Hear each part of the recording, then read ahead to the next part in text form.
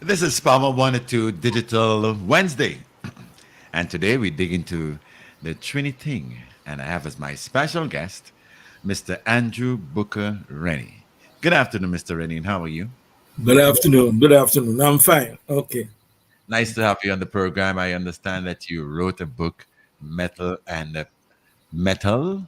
hmm Before we get into that, give us a brief bio of Mr. Andrew Booker Rennie.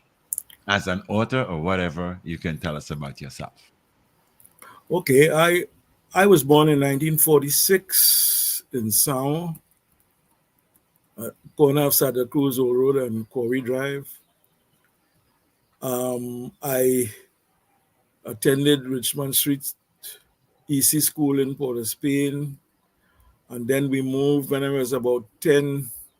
We moved from Samo to Tunapuna, Hmm. and we lived at the corner of St. Augustine Circular Road and Ramdale Lane in Tunapuna. And I guess that was when my interest kind of in the steel band thing came about because we were living right opposite a steel band, obliquely opposite a steel band. The Cinco Peters, a steel band. In those days, the pan was around your neck, you know, everything, including the base and everything was around your neck. And yeah, the leader was a guy who had connections with the Cinco Peters in Port of Spain. And I remember in that yard, my father, first of all, was not in agreement with me being in that yard at all. In fact, he chased me out of that yard a couple of times, and the next thing I knew, he bought a second-hand piano and put it in the house.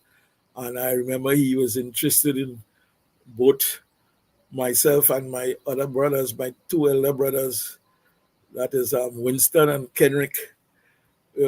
Kenrick was the one who ended up in the PSA, president of the PSA, Oh. and Winston was the one who ended up as an economist in the government. And I started, well, I went to St. Mary's College, graduated from St. Mary's, and then went on to Canada to study at Sir George Williams University. And I got involved there with the students' activity. Eventually, I was incarcerated, myself and 11, in fact, 11 Trinidadian students, myself and 10 others were incarcerated based on the issue of fighting to get certain students, West Indian students, who were in fact in pre-med school and were being not given their regard for their studies and whatnot, and being failed by a particular lecturer called Perry Anderson, and we took action again, and that became well known. That in was well supported by the Trinidad government. We got support. But despite the fact that we were incarcerated, we were supported by the government. You know, we were bailed by the government and whatnot. And most of us returned home. And I returned home and got involved in writing history because I had my intention in going to university was to do my doctorate in West Indian and Caribbean history. And I continued on my own and started doing writings, historical writings, and a number of things. I remember doing history of the working class in the 20th century.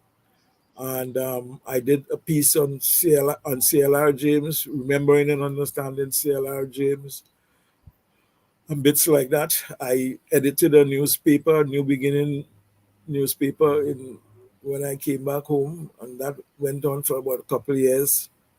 So basically, I have been involved in historical research and writings. Basically, Okay, that's what okay, I've been doing all my life. okay. But since then, you've been based in Trinidad and Tobago. Yes, yes, yes. I'm back home. Yeah. Okay. Tell us about metal and metal. Uh, that my interest in that again, as I said before, the interest in that came about from the same steel band Cinco that existed in Tunapuna, obliquely opposite where I live. Mm-hmm. And my father chased me out of that. But the point about it, I listened to what a number of the guys in that band used to be saying. And I remember hearing them saying over and over that the largest tenor pan that was ever made and played was played in Monarch Cinema some year in the late 40s. And it was so big that there was one guy holding the pan on the left, another guy holding it on the right, and the guy who was playing it was standing in the middle with his cap turned around playing this pan.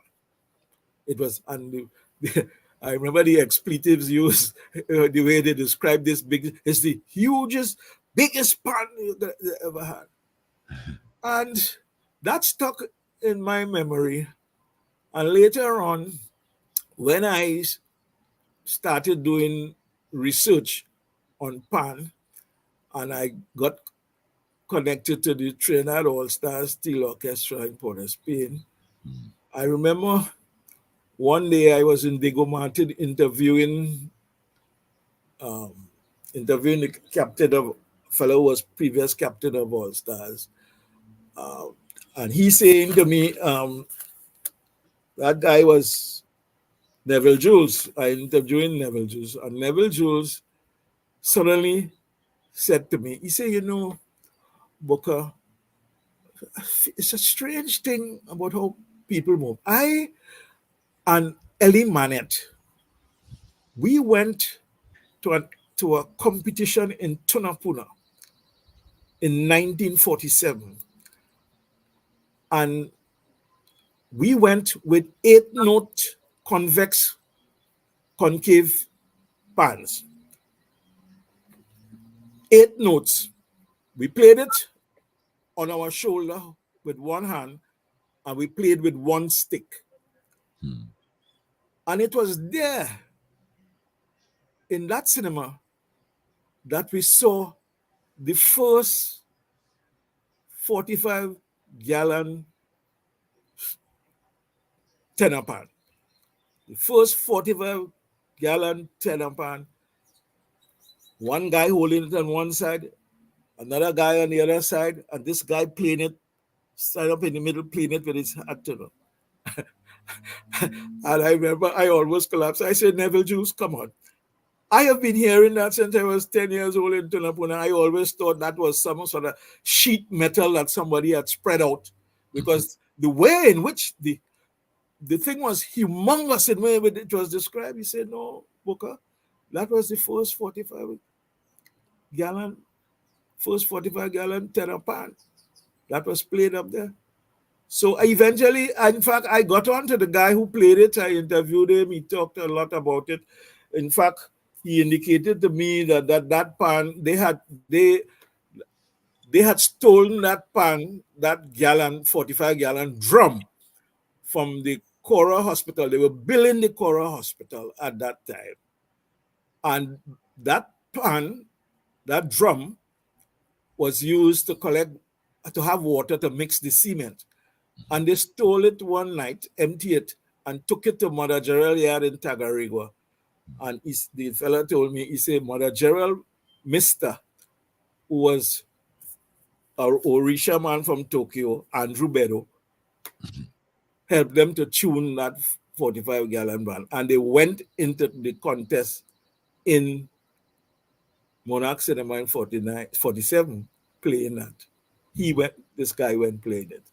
But the same thing with men on either side holding it and whatnot, you know? Yeah. And so I have used that in the book as a key story to indicate, how, in fact, people develop and invent things. It is the question of the sociology of invention. How and why do people do things at crucial points? to develop their story and to change their lives. I have used it in the book as a key story along those lines. Okay, you spoke about the tenor pan being convex instead of concave. Could you explain that to people? I Well, understand the what. Korean convex, the first, for instance, the first pans that were played in 1945 by it was made by Neville Jules. The notes were pushed up, so it wasn't concave. You didn't concave is to push down like if you like you're building a cave or something. You're going Yes, inside a cave. as it is now. But yeah, so the up in the air is convex, down and then up is both concave and convex, and that came about later on. Neville Jules in 45 did a four-note pan that he gave Fisheye to play, and all the notes were pushed up. That eventually was changed because Elie Manet, as Neville indicated to me, was a fellow who worked at the Eastern Foundry in Port of Spain and was very equipped with making things with metal and thing. And he was the man who first come up there to sing first and then push up. And when they went with the 8 notes pan in that contest in Tunapuna, they were both using 8-note concave convex tenor pans. And that remained the formula for making tenor pans. In fact, for making all pans. You Yes, sink yes. and then you push up. Okay, let me just share some information with the people. Folks, I'm chatting with Mr. Andrew Booker Rennie, and he wrote a book, Metal and Metal. Now, if you want to connect with me, you can call me at 222-8255, 222-8255.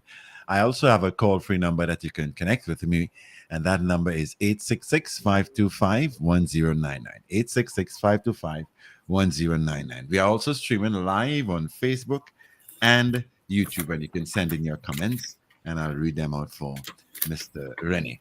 Now, tell me, on August the 11th, the United Nations designated that date as the International Pan Day.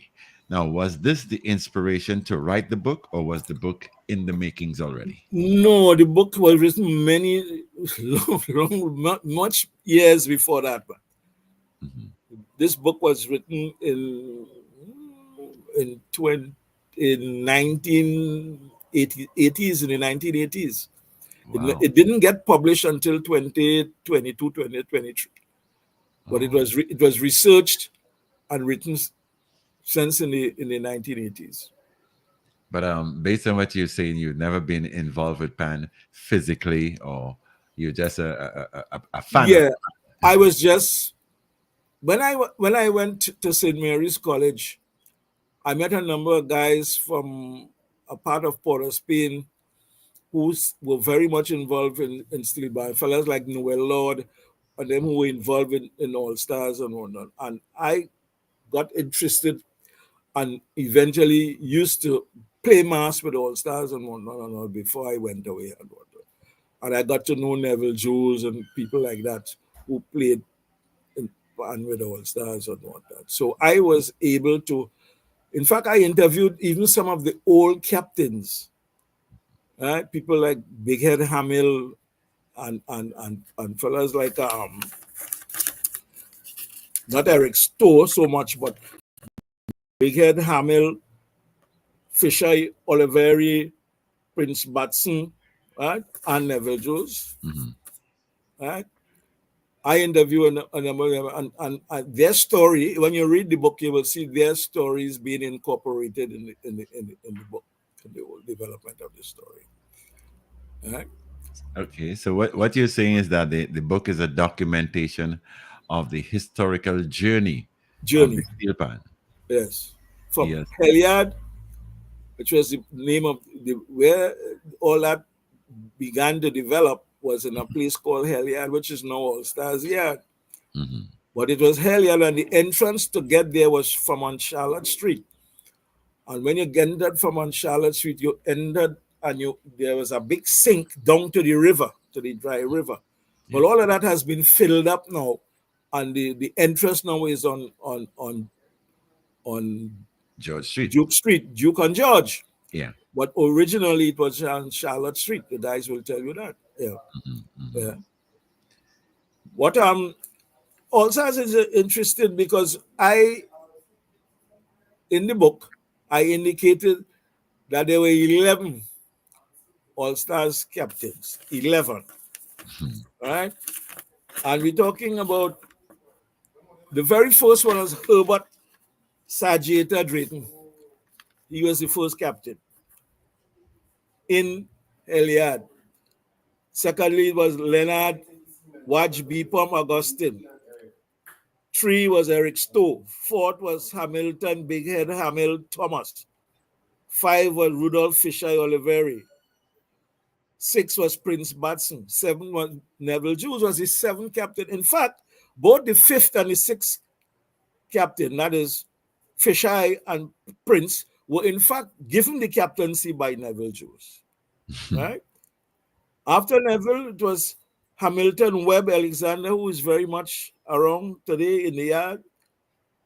Then Errol Reds Collins, who's a little ill these days. I haven't seen him for a little while. John Poison Douglas, who died. Then Beresford Hunt. Beresford Hunt was captain number 11. And he today is lying in a bed, can't walk and can't talk in Diego Martin. All right. So he is ill. And the 12th captain is Nigel Williams, who is presently the captain of All Stars. Oh, Right? okay. Well, it's nice to know that you have took time out to document the history of the journey of the steel pan. Tell me, does it include the rebel days of the steel pan players? Well, the thing about it, the story, the steel band story, has a lot to do with people in Trinidad standing up against the rigid control enforced on them through the slavery and colonial racist governments of the past. All right. The point is, African drums, the African drum, which was taken from trunks of trees and hollowed out and then covered with skin and whatnot, was banned from very early o'clock. One of the reasons I think for the banning was that they felt that the African drummers were used to send messages to various for people, and they thought that that was one way of developing strategies and struggles against the authorities. So they banned the drums, and so the drums were kind of isolated and remained in the Orisha and Shango yards. They were never they prevailed there and nowhere else.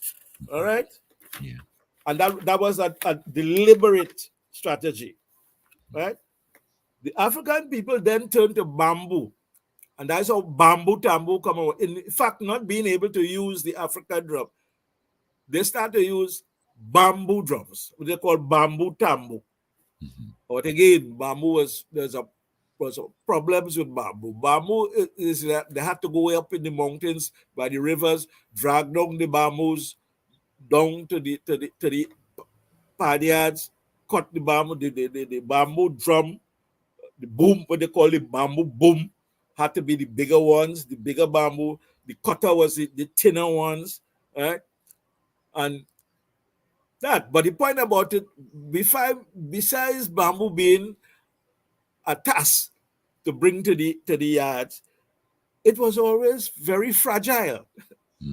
So you're ponging like with the boom, you're ponging the boom and in the rhythm section coming down when the tambour bam, and eventually it will just split apart. Yeah. All right. Now the other option was to follow the military type bands, and that I discovered that in 1907 the US Atlantic Fleet visited Trinidad, and there was a big push by the government in Trinidad to encourage the people to utilize the military bands. Right? Let me read, I will read a piece for you on that from the book. Yeah. All right? Mm-hmm. Goes like this.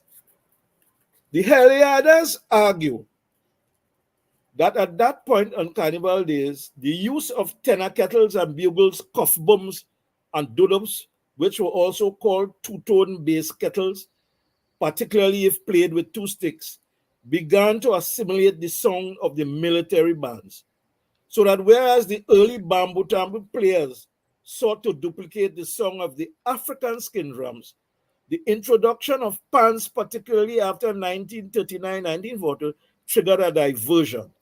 The duplicating of the songs of the military bands, particularly given the social prominence then of the American military bases at Chagaramas and Wallerfield.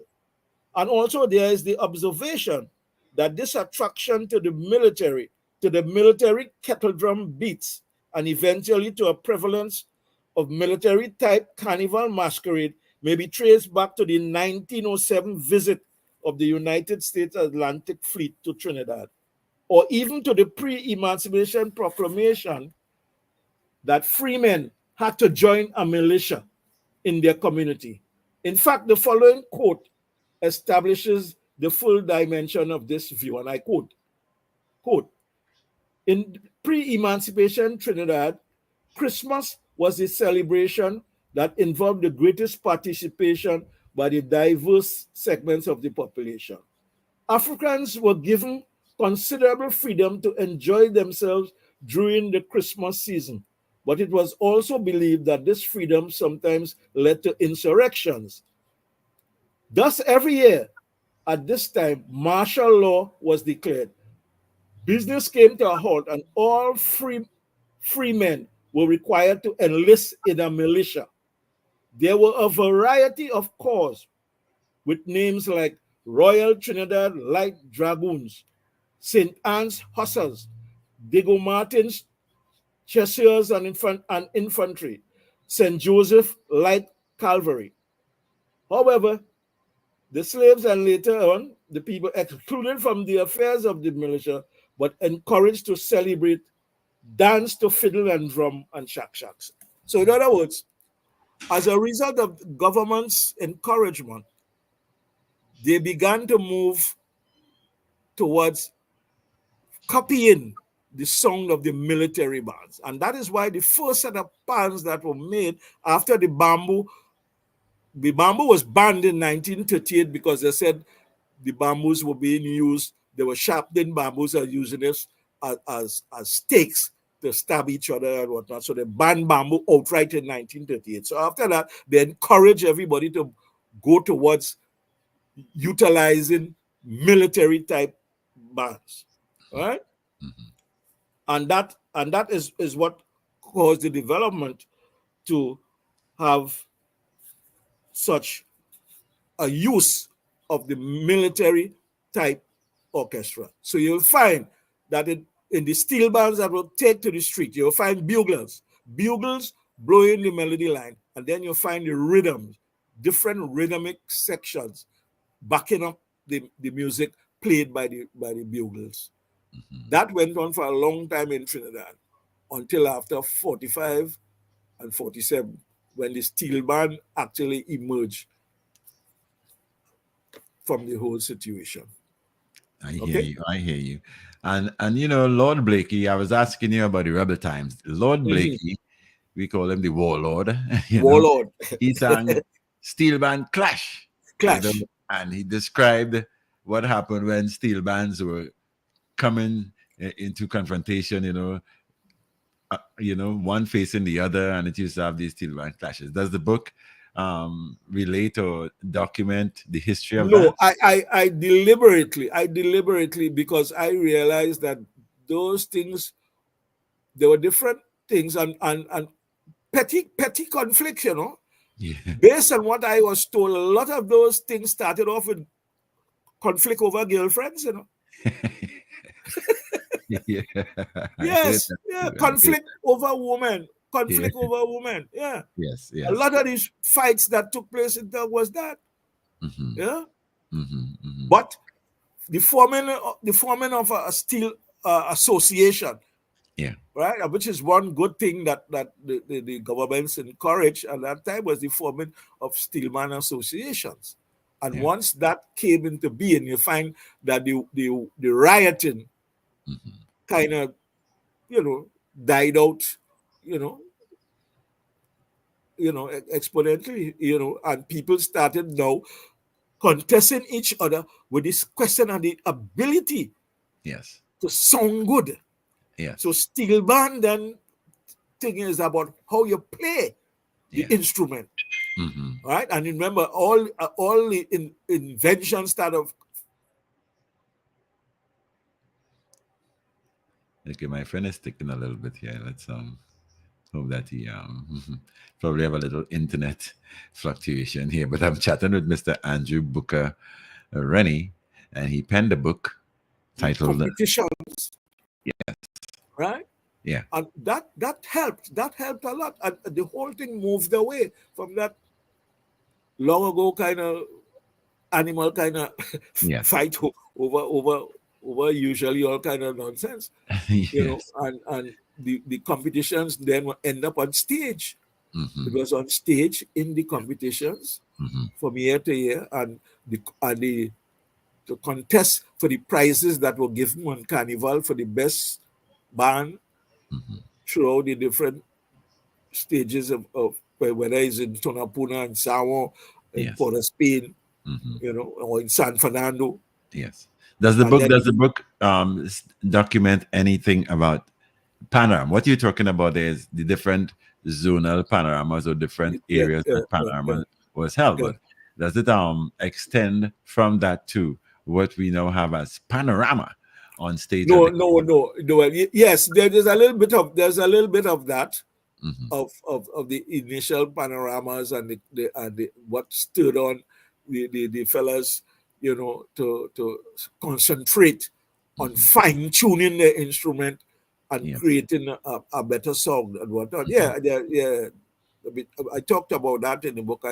In fact, I listed some of the great pieces of music that were played in competitions and on the streets in Carnival Monday and Tuesday. And I listed a good bit of them Oh. in the course of the Th- story. Does the book also tell of the pan tuners and the rangers?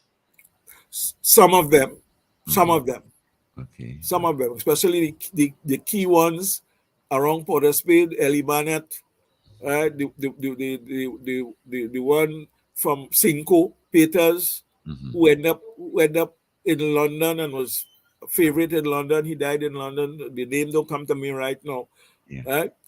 But these were key people. They were key people, right?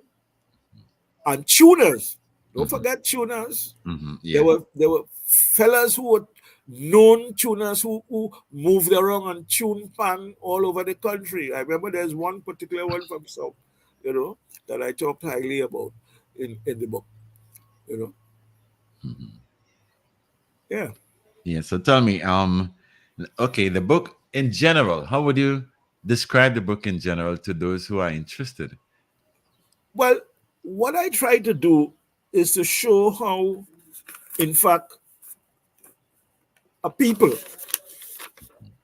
struggling to develop their lives, and against faced with all kinds of rigid control enforced by different kinds of governments, slavery and colonial governments, and Mhm. how to fashion their own lives created something in the course of trying to envision a new way of life.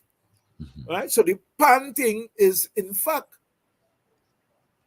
a symbol of what people can do when they're in struggle trying to better their lives and create something that is meaningful to them.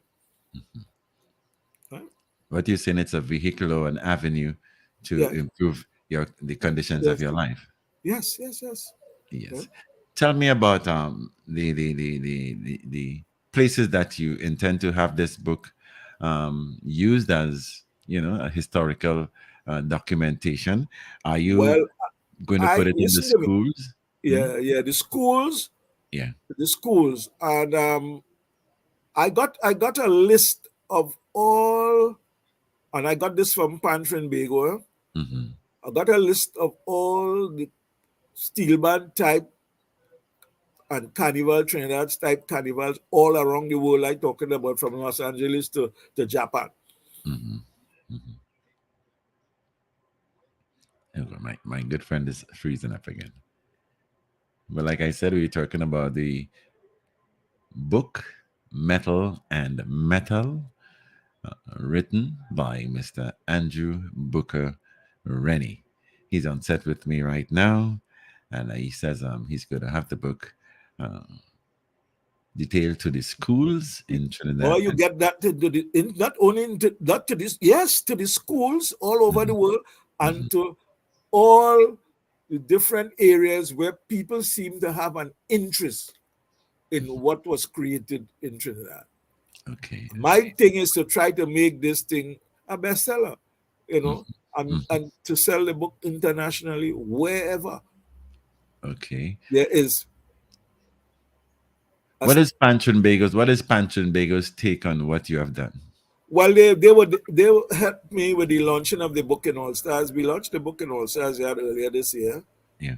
and they were there. They give me total support. Okay. Uh, Okay. the, Okay. the lady president of Pantrin Bago, and Yes. as I told you, I got a listing from them Yes. of all the things, which is very helpful for me to Mhm. to be Distribute the able book. to. Yes. Yeah. Now, with social media now being what's trending now, social Mhm. media is it. Tell me, is there an ebook or is it just a physical book Yeah, yeah, yeah. There's an or ebook. hard copy, as they call it? There's There's an an ebook. ebook. There's a hard cover. There's a soft cover. There's an ebook. Okay, okay. Available Amazon all over.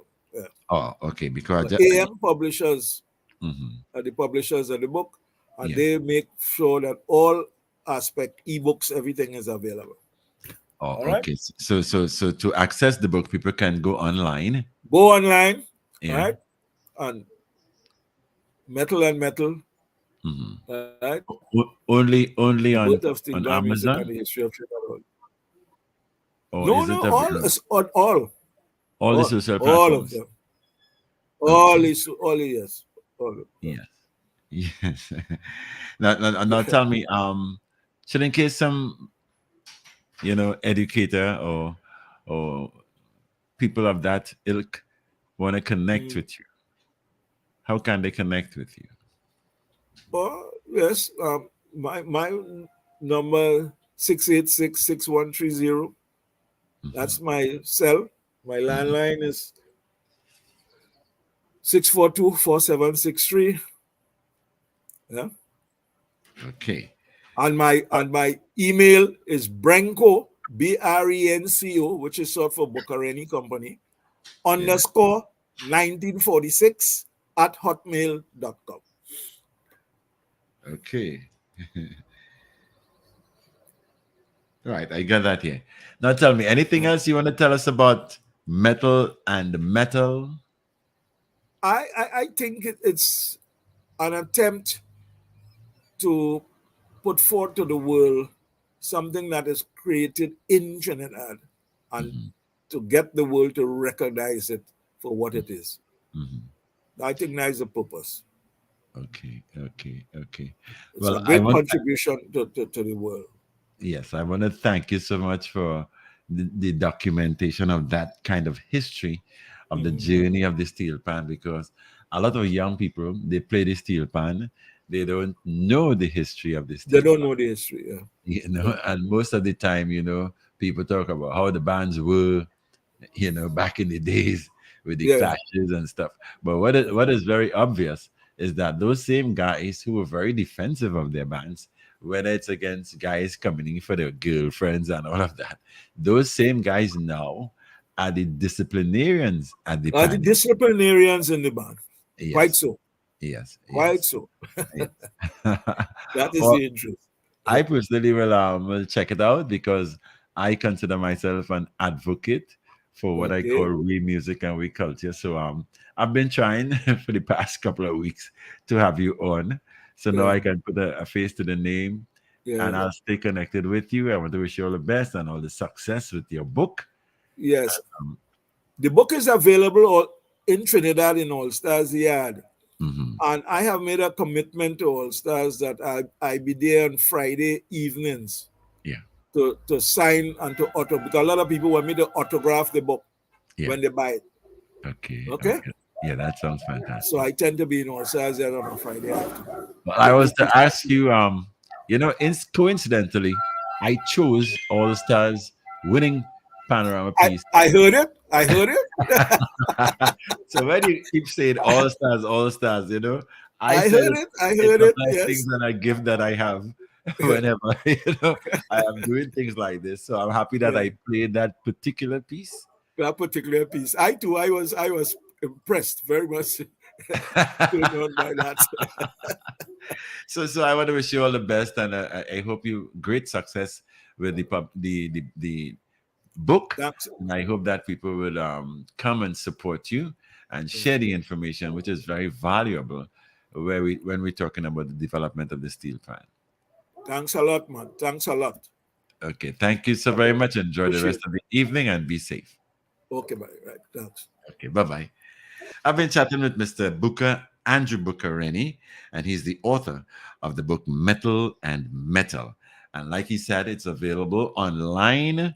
You can buy it on Amazon. It's also an ebook, and it's on all the platforms around or on the social media. All right, so you can check that out.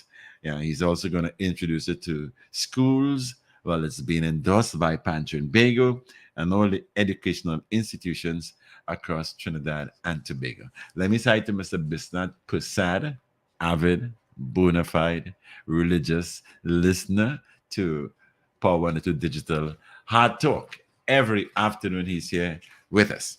And coming up next, I have another special guest for you. This one is a treat. I have with me on set Mr. Anselm Dougie Douglas. Maybe I should say Sir Anselm Dougie Douglas. Good afternoon, my brother. Hey, what's up, my brother? What's going on? It's I'm been a good. minute. I became worried when I didn't see you pop up at 5, but I know I can depend on you. I know you're not going to Yeah, yeah, get down. yeah. You know that. You know that. Yes. How How are things things, with man? you? No, you tell I'm me. good. I'm good. Yeah, I'm I'm good. good. I cannot complain. I'm good. I'm in Trinidad. It's hot like hell, but we're dealing with that. Yeah, We're dealing with that. You know, yeah, we're dealing yeah. with that. All sorts of strange things happening. We look at the election results last night for the U.S. There's I tell plenty of things going on. But you. we had to talk of important things. Yes. Yes. Important cultural stuff. You are Cultural things, yeah, our well cultural. decorated cultural ambassador. When they gave us Who Let the Dogs Out, you went all up into the Grammy levels and all of that. Tell us Mhm. before we get into this chit chat here, that experience. What was that experience like? Well, the thing about it is that kind of experience is almost like a drug, When you get it, you want more of it, and you keep striving towards it. So Yeah. you keep trying to do the best work that you can, Hmm. And I always tell people, an artist is only as good as his fans or his or her fans Hmm. make them. Yeah. Because I could create the greatest invention in the world and have it under my house. Nobody would know. Hmm. Like I always tell people, I could sing in my bathroom. I'm cool with that, Yeah. but you wouldn't hear me, right? I am only I am only an artist when I have fans and followers and people who say, I like this music, I like this guy's music. So whatever I do and I always strive with the supporters. I don't really like the word fans because fans is actually short for fanatic, and I don't like that word fanatic, if you know what I mean, right? I, But I knows that. you know, but the people who support me and who've been supporting me throughout my career, I talking going all the way back to scouting for talent, Hmm. coming up through the years, the people who've been supporting me. And this is what I do it for. This is who I do it for. And that is the drug that keeps you going, because you want to do it, you want to do the best work possible, but not for yourself. You Yeah, want to do the best work possible for those who support you. So I that's my experience, and that's my takeaway, and that's my motivation right there. would you You would know. you would you say that that time when you were nominated for the Grammys and stuff, I think that Mhm. was in 1998, somewhere there. You think that is, you can pinpoint that as the pinnacle of all your what should I say, accomplishments?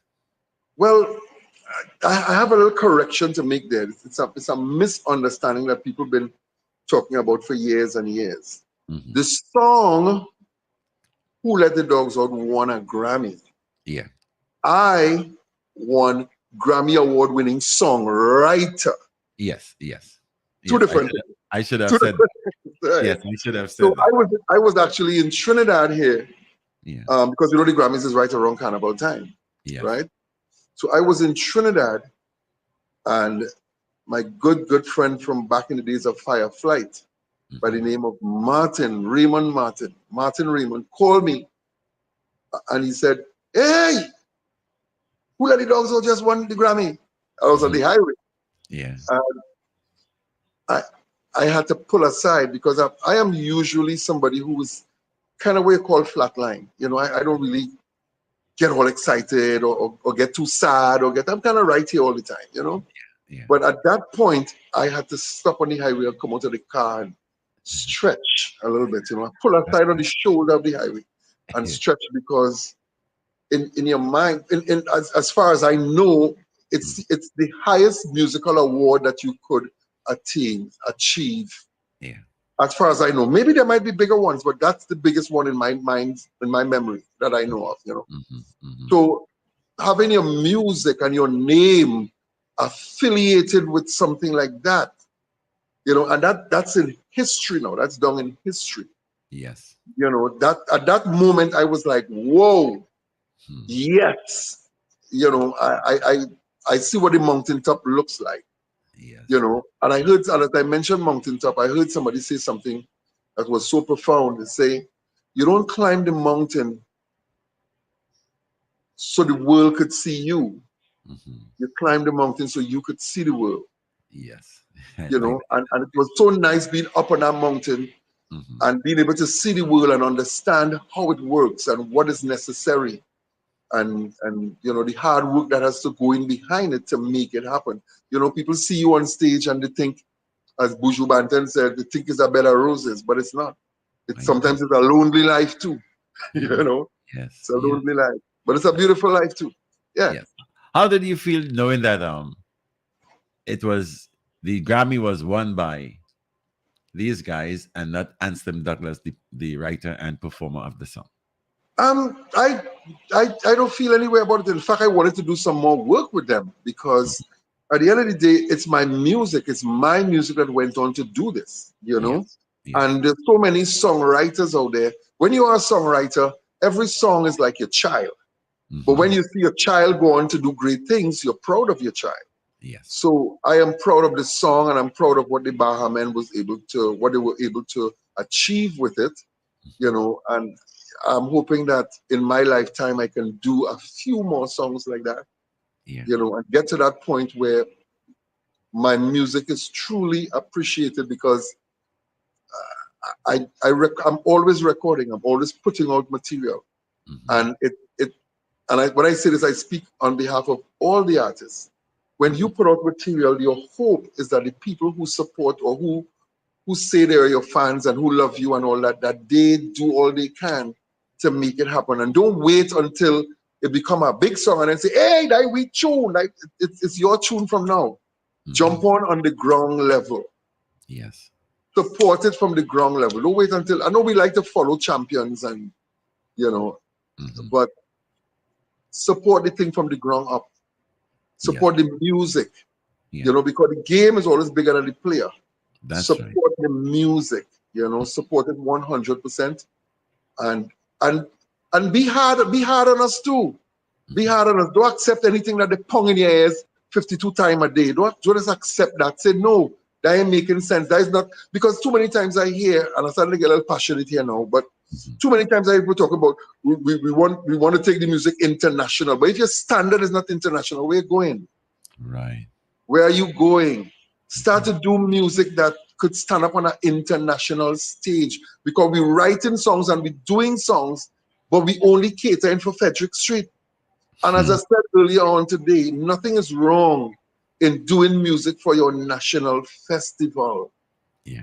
But you could do music, same soca music that had nothing to do with carnival, nothing to do with jam, nothing to do with wine, but it's soca. Mm-hmm. Mm-hmm. It's soca. Yeah, I've You been know? wanting to ask you that question down the road. So now that we're on that topic, I mean, Mhm. from then to now, with the big bands you performed with, the Atlantic, the all of those bands that you had friends with, like Fireflight and Horizon and all of these bands, that was a particular era that I describe as a golden era. It Golden seems era. as though we are not going to get that kind of expose of the bands we have now. As a matter of fact, we don't have the amount of bands now as we Yeah. had back in those days. We still have Yeah. the Vikings. We have a couple of bands, but Right. Yeah. I've realized that your passion about the Hmm. production and probably the putting together of lyrics and stuff must Yeah. be on an international scale if the It music must has be. to grow. It must be. Yeah. It It seems must like be. you're not comfortable with what you're hearing now. There, there- there's material there that I think is really great. Hmm. Not only good, but great. And then there's great material for the carnival. Now, Yes. don't get me wrong. Yeah. Again, nothing is wrong in putting out music for your national festival, Yeah. right? Hmm. But I want you to think about this. American people love to sue, you know. They love to sue. Yeah. And the day in some little place like Idaho or some Mhm. kind of place like that, some little child here jump in the road and run in the road and run out in the road and get licked down by a car. You know, they go sue the artist. Yes.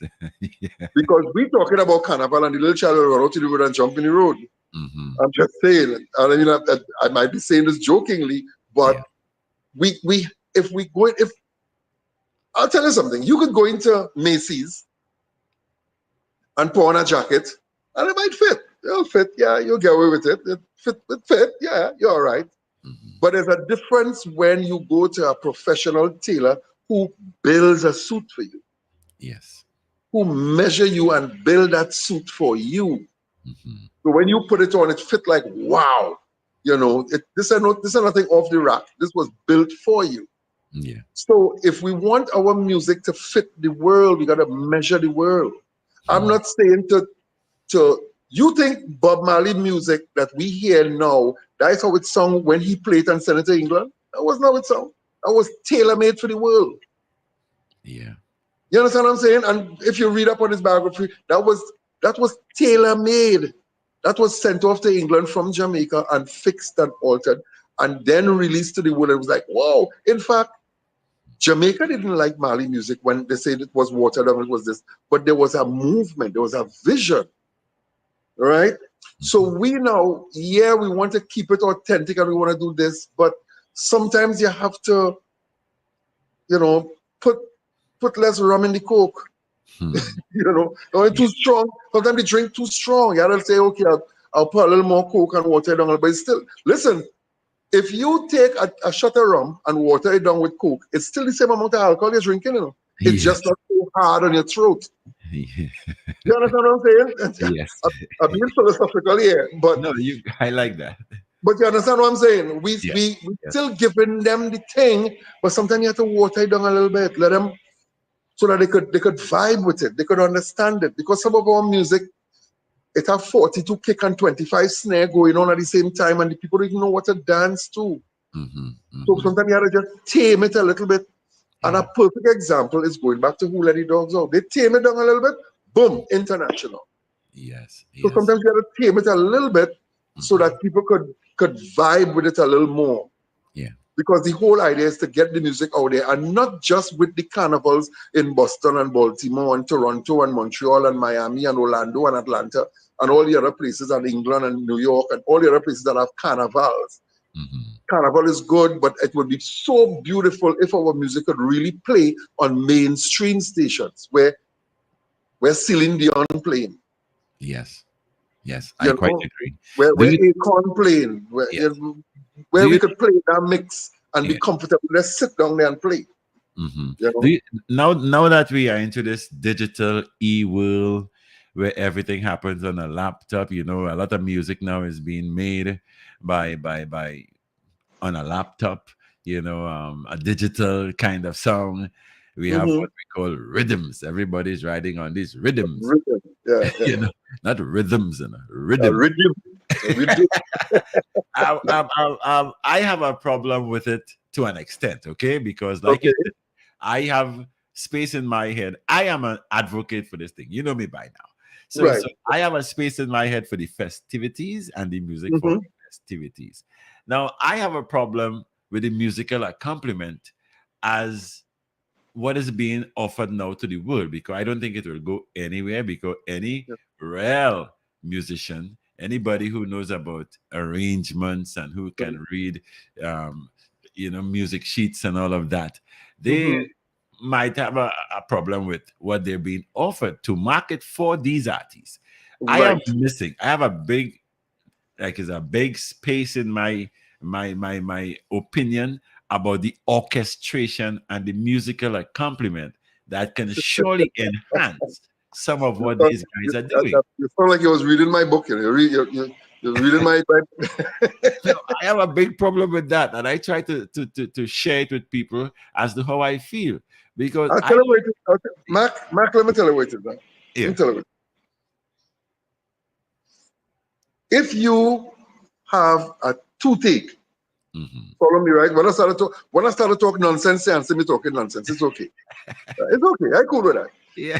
My skin tick, right? If you have a toothache, Hmm. whole night you can't sleep. First thing you wake up in the morning, you say, "Well, I'm going where? You just go by the mechanic, just go by the dentist, Yes, right? If you're hearing a knock in your ancient clutton, clutton, clutton, you don't wake up and go by a mason, you go by a mechanic. that's right. The point I'm trying to make is we are going by people to produce music who don't know music. Hmm. So you have people under the umbrella of producer, but cannot play a chord on a guitar. Hmm. But you're producing music for the world. Yeah. When you look at the great producers of our time, you look at people like Lionel Richie, songwriter. You look at people like Babyface. You look at people like our brother who passed, I think, yesterday, Quincy Jones. Quincy Jones. When you look at it, these were musicians.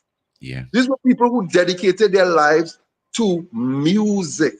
Hmm. But now what we have technicians, people who could go and download a beat and Hmm. download a this and download a that and patch it together, and your foot tap into it and you tell yourself it's a big tune. But Hmm. as you said, the orchestration, the chord progression, Yeah. the lyrical content, the all the things that I was teaching a class virtually in Boston with little kids, and I was explaining to them music basically have four major elements.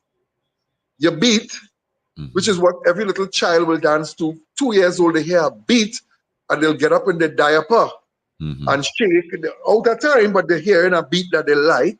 Yeah.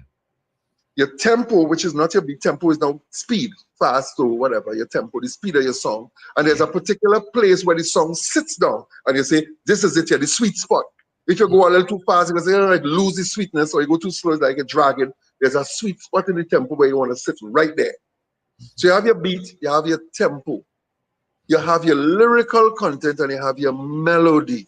Out of those four, your melody is what's going to last the longest. Because 25 years from now, you can't remember the song, but you will say, oh, God, man, it used to go, pa, pa, pa, pa, da, pa, pa, pa. You start to hum something because the melody Yeah. is what holds you for the longest time.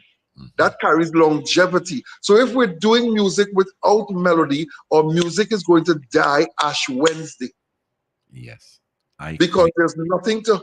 We could go back and sing songs from Sparrow back in the day before we were born. We could sing songs from Pretender and Relator and from Brigo, and because there was melody. You might remember all the lyrics, Mhm. but there was melody to it. So if we stray away from melody, which gives the song its life, its longevity, if we stray away from the melodies and Yeah. just holding on to a beat and yeah, that's good, but that's only good until 11:30 Tuesday night when the police say turn it off. Yes. I quite agree. I You quite know, agree. we need to get back to melodies and, as you said, orchestration and chord chord chord formation and chord Mm. structure, and by the time days when you start change key and thing in music, and Yes. Yes. there was arrangement in the music. Mm-hmm. you know Mm-hmm. maybe that is old school, and maybe they're coming back. Maybe it's like the carburetor. It was There was a time we used to. But without that, like you said, to get to that level of supremacy, it's going to Mhm. be difficult. I mean, it will just be festival songs. I mean, there's a saying that we come out to eat our food. It seems Oh, like it's yeah, a eat our yeah, food kind yeah. of music we're You want being to eat a asked to food. digest. Everybody now, and this might sound really bad and selfish and self-centered and territorial and all the other words that go with it, Hmm. but I find too many people take my profession and make it look like it's a joke. Yeah, kind of I have hostile. dedicated my life to this. Everybody who know me know I was in the Trinidad and Tobago Coast Guard. Yes. No, I could have stayed there. I love the Coast Guard. I Hmm. wasn't too bad a sailor. I love the Coast Guard. Hmm. But I knew that wasn't why I was created and put on the planet. And I Yeah. think the greatest joy is finding why you were created. When you find that, everything else falls in place. So Yeah. I found that, but I think too many people see it, see what you're doing, and see what other people who dedicate their life to and say, I could eat that food, yes, but I could sing that. Hmm. And as you said, with this digital age now, where you don't really need to know music to produce it, Yes. everybody and their brother who have a laptop and a Casio thing home, making music, Yeah. making quote unquote music and saying they are producers. Mm-hmm, mm-hmm, And if mm-hmm. they get away with one, next year 25 people line up by the door because I want you to produce my song. you Yes, know. that is exactly what is happening now. Would you ever offer yourself as a tutor, a mentor, a lecturer to these new artists because they are just jumping out, jumping out, jumping out, jumping out. And there are a bunch of them. Sometimes when you look at the amount of soca releases for the year, it's Mhm. like a 500 to 1,000, and No, I out think of I think last year, just to correct you, I think last year we hit 2,000 new releases. imagine that. And of those releases, about Sorry. five will be played Hmm. mostly throughout the season, and is about Yeah. five. Well, I'm so happy that Mikel Teja gave us that track for DNA for Right. Road Right. March. A breath of fresh air. A breath Yes, of air. Yeah. Ola Tunji also did it with um Another breath of. So we have brothers who doing good music, yes, but we have people who trying to eat our food, and to me, it doesn't sit right with me. no, It it doesn't takes sit away a right, lot. you know. Yeah. When you listen, people like Farmer Nappy doing good work. There are people out there doing good work. There are Yes. people out there who doing good work. Mm. Nadia, trust me, there are people out there who doing good work. But then you have a bunch who just convinced that and let me talk like we who convinced them as artists. Yeah. Not understanding that the word artist, the root of that word is art, which is Yes. about creating, Yes. not mimicking, not saying I want a tune like that. And to some degree, a lot of the DJs on the radio encourage that because here what I'm telling you, that not in the mix. So Mm-hmm. unless the songs could mix together, they're not playing it. So Yeah. then what you're doing there is stifling creativity because I don't want when back in the day, Shadow sounded like Shadow. And Yes. David Rudder sound like David Rudder. They didn't have to be in the mix. A good DJ would mix it and know That's how to mix it. that's right.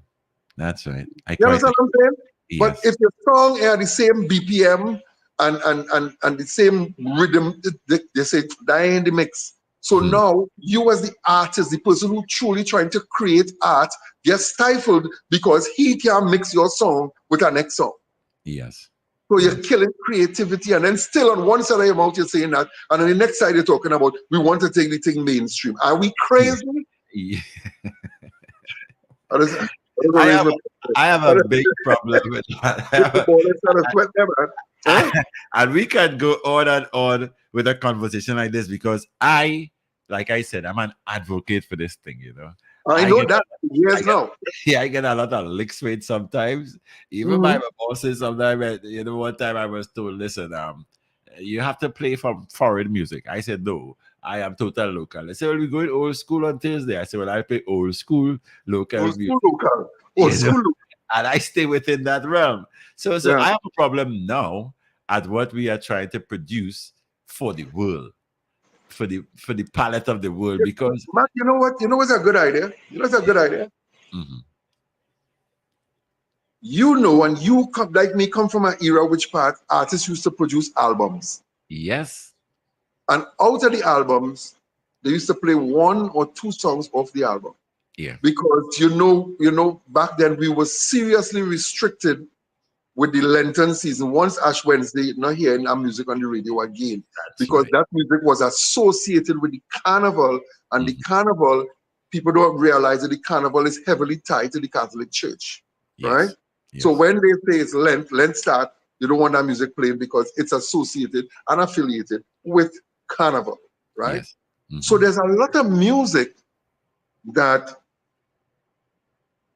end up at the bottom of the trunk with Hmm. dust pile up on it and nobody. I think younger artists, instead of trying to beat up yourself and beat up your brain, Hmm. dig up in them piles, go Yes. find them old albums, find Hmm. people who have records, go and listen to them on a record player and say, wait, Hmm. just listen, yeah, just listen. Catch a vibe because these fellas put down work in the past. We recording this music since 1902, like Yes, 22 years, 122 years ago. yes. So there's a lot of music that's in the past that we could go and revisit. And by Hmm. doing so, you're keeping the legacy of that artist alive. Yeah, You're sending a little money to his estate.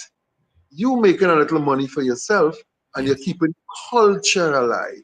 yes. You don't have to give it a new modern treatment, but it's there. We have it there. Hmm. Hmm. We have it there. I quite agree with you. Now, Bruno Mars, if you listen to Bruno Mars' music, yeah. listen to his music. His music is real old school. Hmm. His music is 60s and 70s that he, in the belly of the music, that's what it is. And he Right. just gives it a new treatment. It could be Yes. done. Yes. Voice was doing a thing like that too. Voice did some of that too. You know? Yes. Yes. Yeah. Yes. Yes. Mhm. Now you've given us big songs. Who Let the Dogs Out? Bois, Kim, Too Sweet, Raga Pum Pum, A General Gone. I can list a library of mega hits that you have given to us. Now I Right. cannot play any music now, right? But you have a Mhm. brand new release. We nice. It was Yeah. sent to me by a couple of people, and I Hmm. really, really enjoy it. I played it before we came on because I cannot play it while I'm doing the interview, and I'm going Right. to Yeah. play it Hmm. right after as soon as I'm done. Tell us about We Nice. What inspired We Nice? And I'm happy to know that you're still recording and working. Well, we nice and self-explanatory, We nice. And I was, traveling all over, everywhere. You keep hearing, boy, you hear what going on in Trinidad. Boy, you hear what happening in Trinidad. And you know what? What's happening is sad, and we can't stick our heads in the sand and pretend that it is not. We can't stick our head in the sand and pretend it's not. Yeah. But I am telling you, Mark, that we are a nice, generally, we are a nice people. Mhm. We are a nice people. We are kind, loving people. I don't know where this monster, that Mhm. this, I don't know where it came from. I Yeah. don't know. If you talk to 10 people, they'll give you 10 different reasons why why we are where we are. Some will tell you it's parenting. Some will tell you it's the school system. Some will say it's the government. Some will say it's the TV influence. Some will say it's the music. And well, the list will go on and on. But all I know is one truth that I can hold on to as a Trinbagonian: we are nice people. We are. We are nice people, and that was the inspiration behind putting pen to paper and writing that lyric. There's a lyric in the second verse that talk about um I try to remember. I try to get the lyric now with no melody in my head. But it talk about taking my phone and take a picture because Yes. these memories will go on forever. It says, okay, the lyric says it's memories we're building together. Look my phone here, take a picture of me and my friends having fun. These memories will live on and on and on. And you know, it to me, and I don't want to sound like a toot and moan, it's such a powerful lyric. It's such a picture you paint in the head, Yes. you know, of who we are as a people having fun, jumping up together, you know, having fun in our festival. And again, nothing is wrong in doing music for your festival. Don't get me wrong. Yeah. You Yeah. know, but that was the inspiration behind penning We Nice, because I truly believe as a people, and I'm not saying this because it sounds politically correct. I'm saying this because I truly, sincerely believe as a people, we nice, we real nice. Of I course we nice, you nice, we nice. You know, Yes. Now that leads me to your upcoming concert at Cafe Blue. Now, before you tell me that, who put the music together for you for We Nice? We Nice, it was done by a brother called Carol Hodge. Mm-hmm. Carol Hodge, a really cool guy based in New York, but I think he's from one of the US Virgin Islands. Okay. Um, and he was excited to work with me, and I was excited to work with him. Yeah. You know, and part of the music also was done by a brother they call Mr. Lion out Okay. in New York also. So it was a collaboration thing, but I think they did a great job, a fantastic job. And you know, funny you should talk about rhythm. Rhythm. I'm just gonna go up there for a while. Yeah. I wrote a song called "You're Wrong" for a buddy of mine. We work out at the gym together and stuff, and you know, he's based in England. I say, let me write a tune for you. Let me write a tune for you. Yeah. And I did it, and we went in the studio, and he called me from London. He said, Slim, oh gosh, boy, you take my shit up, boy, mash it up. And I said, well, yeah, I told you it would have been good, you know, would have been. But here's the thing, when I heard the production, I said, I need to jump on this rhythm. I don't do rhythm, but it was so funny. It's funny that you said that because I say I need to jump on this thing. This thing nice too bad. So I Yeah. wrote a track. It's not finished recording yet. Sometime when I run up to New York, I'll record it in New York Yeah. by same hunch. Then I went down to Orlando. Who I Mm. will bump up in Orlando? Mr. Barnett, preacher. Preacher. Yes. I said, preacher, what you doing here? He said, I come to your show. I said, so you don't really live in Orlando? He said, no, I'm in Atlanta, but I come down to your show, man. Yes. So I played this song for him. He said, oh, you know, preacher. Oh, Yes. God. Slip boy. Oh, preacher very animated. Eh? He said, oh, God, Yes. boy. I said, boy. Yes, I'll do something with that song. He said, so he now wrote something for Denise Belfont on the same rhythm. Oh, So, so then preacher said he doing something on it too. So yes. the name of the rhythm is called the Exile Rhythm, like everybody who in exile. I Yes. don't know what they call. I don't know. Don't ask me what they call that name, but the Exile Rhythm. So Yeah. when I get up there, I go and jump on the rhythm. But this Yes. is good music though. This was done by musicians, real people who could produce music. Yes. And I think it's going to be another track to release later on as we get closer to the season. I'll be dropping that a track. You know. All right. Before we talk about Carnival, tell us about what's happening at Cafe Blue, what people can expect, and what brought on this notion of having a concert with Anselm Douglas. Well, I did something. I performed on a concert that Michelle Hart did 2 years ago at Songforge, right? And I headlined in that concert, and it was around the same time of the year. And as you know, I said, you know what? Maybe I should come home and do something again. But I wanted a different spot. I wanted something, warm and close and up close and personal kind of vibe. That where Something intimate. you could talk with your audience and you could get them a bounce and Yeah. we can have a conversation to inside of the concert. This I know this is sit down and clap. Now if you feel to get up and Yes. because someone you mix them my get raga pum pum, you never know. You might get good music to dance or when I dead wear my clothes or you might get something in there. Yeah. But I decided to come and do that. I called Kali and I say, Kali, I want to do this. He said, Anselm, come true, we're doing it. He gave me a date that was available to the 10th of November. Yes. So on Sunday, the 10th of November, myself and Mr. Francis Prime. Don't Mac, you know Prime. A saxophonist. Oh God, you know the talent of that man. He was the first person I ever see do perfect circular breathing in him. Huh. Because to be able to breathe through your nose and blow through your mouth constantly without pausing, Yes. he's the first person. I think I saw one other saxophonist do that in the whole world.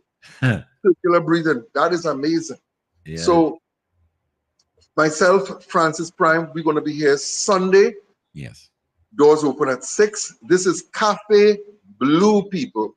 Cafe Blue, which is 1D Ryson Road in, let me say it like sprung along, in Porto, Spain, God rest his soul. 1D Ryson Road. Anybody who know where the Review Calypso tent is held every year, right in the building in the back of that, you just drive down the side street, side lane, and listen, parking, like you can't believe. Yes. Lots of parking Secured, space. oh yeah, secured parking. You don't have to worry about parking. Nice venue. It's going to be beautiful. I have a list of songs that I perform in. Anyway, I don't want to get into that. I don't want to let the cat out the bag. Don't let the cat out of the bag. Yeah, but it's going to be great. You can get your tickets at islandetickets.com. You can get your tickets at the location here before the day, because if you come on the day at the door, you know the old saying, at the Yes. door, You pay you more. pay more. And I don't want you to pay more. I want you to come early, get your ticket, come.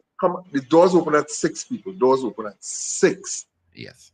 And showtime, you want to kick it off at 7. So that first hour is for you to come, get comfortable, have your drinks, get your drinks on, as they say, get your sips on, Yes. Relax, nice music playing, and then showtime. We inside. Yes. I like that place very much. I've been there on many occasions. It's nice and intimate.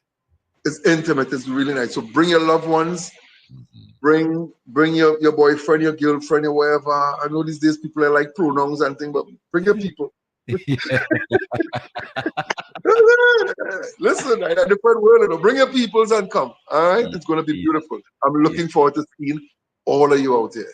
Yes, I know it's going to be a fantastic experience, and I mean, we don't get the likes of you doing concerts all the time. It's a different ball game now. It's Trinidad music and all kind of crazy thing now. So I always cherish whenever people like you come to the fore and to give us a taste of what it used to be and what it should be, what it should remain as, because there's only one way in going up that musical ladder to successful achievements. And there's a blueprint. And I think it should be followed, and shortcuts don't ever work. Shortcut thing is just I eat a food thing for a period. It's not when I was a little boy growing up, Mark, you used to hear Milo. Milo had an advertisement that used to say, "You learn the game from those who play before you." Yes. And I was always excited to sit at the feet of people like Black Stalin and Shadow and believe it or not, Bomber. Yes. So I had conversations with these people. Duke. I had conversations with these people and talk with them. I perform on the same stage with them. It's usually the same dressing room with them, and we sit down and we talk about the music and where it's going. And it was an education for me because I'm learning. I'm sitting at their feet and learning. From people like God rest his soul, explainer. Yes. You won't believe my good buddy, Poser is my real boy. That Yes. anytime you see Poser in New York, look around, you see Ansel. Anytime you see Ansel, you see Poser. That's my real boy. I Yes. mean, we come from different eras, but Yeah. there's so much knowledge to share. And Yeah. I am always a student of the game, a student of the art form. So I'm Mhm. learning and listening. And I hope that young people who coming up in the business too don't feel that anybody knocking you. We welcome you into the arena, Yeah. but you don't know everything. Yes. You don't know everything. You Yes. know? Yes. Yeah. What's in store for Carnival 2025? Well, as I said, that song, We Nice, is a festive song. Yeah. It's a song about us having fun as a people. Mhm. So I hope and pray that um, what's my the powers that be. I hope and pray that the powers that be would Yeah. show it some love, and I hope that all the people who following me on social media, I Mhm. hope that they see it in their heart to pick up the phone and call their favorite radio station and tell them, listen, I want to hear the tune We Nice by Anselm Douglas. Yes. All right. Yes. Then, as I said, we have a rhythm coming Yes. called the Exile Rhythm. Yeah. See me on rhythm. Wait, what else? What But I know this is going to be a rhythm with a difference. This will be rhythm. rhythm? It's gonna be rhythm. Yeah, yeah, yeah. Yeah. So, as far as I know, Preacher finished the song for Denise. Yes. I am on it. Preacher is on it, and so Faku is the brother's name. Faku is on it. Yes. So it's gonna be a What about performances for Carnival? You're up and open for But these yeah, I'm up and promoters? open. However, the funny thing about it is I have performances believe it or not, in the dead of winter in Detroit. Huh. In February, I'm in Detroit. I am in Orlando. Mhm. Um, then I'll be back in Trinidad. In fact, when I go back up sometime next week, I have an award to collect in New York. Yeah. Um, that's the reason why I'm running up to receive an award and Mhm. then back down here and get into the thing. So I'm open for performances. I'm open Okay. for it. Okay. Yeah. Okay. Social media platforms. You want to share that with Social us? media platform. I'm so easy to find, eh? Mark, I'm Okay. so easy to find. You could go to anslimmusic.com. That's all. That, anslimmusic.com. Once you click there, everything drops down. From okay. the Facebook, what they call the MacBook, the Instagram, the TikTok, Mhm. the SoundCloud, the YouTube, YouTube. Yeah. Yeah. Spotify, everything is right there. You could Mhm. find it there. You could find out where I'm performing next, what's coming up, what's happening. You could follow me right there. Good. anslimmusic.com. I have that. I have etched that into my memory and also my all my books where I would not lose it because sometimes you Don't might don't lose don't your go and look for AnslimDouglas.com. no music. Yes, AnslimMusic.com. it's the Yeah. music that's come. I want to wish you all the best. I look forward to that fantastic show on Sunday. Yeah. I have a little arrangement to handle on Sunday, but I Uh-huh. think it's at a time when I can make it to Port of Spain. So I'm going to try my best right after that to come to the show. All right. Mark, I appreciate you Yes, like a brother. You know, yes, we, I we, know. we had conversations about music that just went on and on and on. Yes, yes. When they told me about the concert and they were asking me, would you have to answer them all? And I say, of course. That's like asking answers, So Thank you so very I'm happy that we could have had it today, seeing that the concert is on Sunday. I will much. give Yeah. you some promotion as the days go by when I come on to work here at 4 every afternoon. I will give you some promotion and invite people to come have a fun time at Cafe Blue on Sunday. Thank you so very much. You have blessed afternoon and the rest of the week. God Yeah. bless you and your family, man. All right. Yes, we need. And be safe, my brother. All right. Okay, thank you so very much. I've Thanks been a million. chatting with Anselm Doggy Douglas, a cultural ambassador for Trinidad and Tobago. He remains that. He was, involved in most of that era that I call the golden era of we music and we culture. And soon come when the carnival's season comes around, I'm gonna have a nice chit chat with him again right here at Paul 102 Digital.